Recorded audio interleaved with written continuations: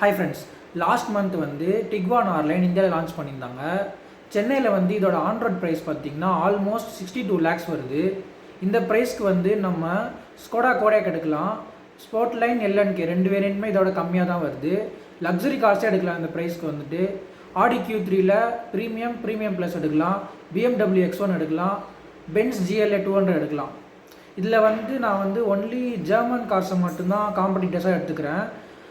Fortuner எடுக்கலாம், Nissan எக்ஸ்ட்ரைல் எடுக்கலாம், but இதெல்லாம் நான் எடுத்துக்கல. ஒன்லி ஜெர்மன் கார்ஸை மட்டும் காம்படிட்டர்ஸாக எடுத்துக்கிறேன்.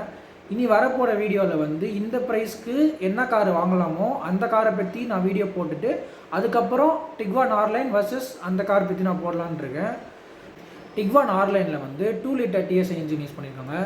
201 bhp and 320 Nm stock produce பண்ணுது. இதில் வந்து ஒரு யூனிக் ஃபீச்சர் பார்த்தீங்கன்னா மசாஜ் சீட்ஸ் கொடுக்குறாங்க.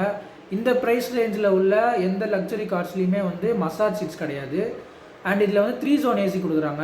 ஃப்ரண்ட் பேசஞ்சருக்கு தனியாக ஏசி டெம்பரேச்சர் செட் பண்ணிக்கலாம், டிரைவருக்கு தனியாக செட் பண்ணிக்கலாம், பின்னாடி பேசஞ்சருக்கு தனியாக செட் பண்ணிக்கலாம்.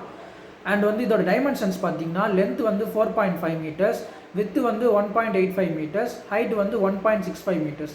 பூட் ஸ்பேஸ் வந்து பார்த்தீங்கன்னா 652 liters கொடுக்குறாங்க. இது ஒரு பெரிய பூட் ஸ்பேஸ். இதில் வந்து நீங்கள் ஒரு மீடியம் சைஸ் பெட் இருந்தால் அதையும் வச்சுட்டு லக்கேஜும் வச்சுக்கலாம், அந்த அளவுக்கு பூட் ஸ்பேஸ் இருக்குது. இதோட ஃபியூயல் டேங்க் கெப்பாசிட்டி பார்த்தீங்கன்னா 60 liters. இதோட கலர்ஸ் பார்த்தீங்கன்னா white, black, silver, red, blue, green. இந்த டிக்வான் ஆர்லைன் வந்து ஆல்ரெடி இருந்த டிக்வானை விட அரவுண்ட் 15 lakhs அதிகமாக விற்குது. ஸோ நெக்ஸ்ட் வீடியோவில் வந்து ரெகுலர் டிக்வானுக்கும் டிக்வான் ஆர்லைனுக்கும் என்னென்ன டிஃப்ரென்ஸ் இருக்குதுன்னு பார்க்கலாம். Bye friends.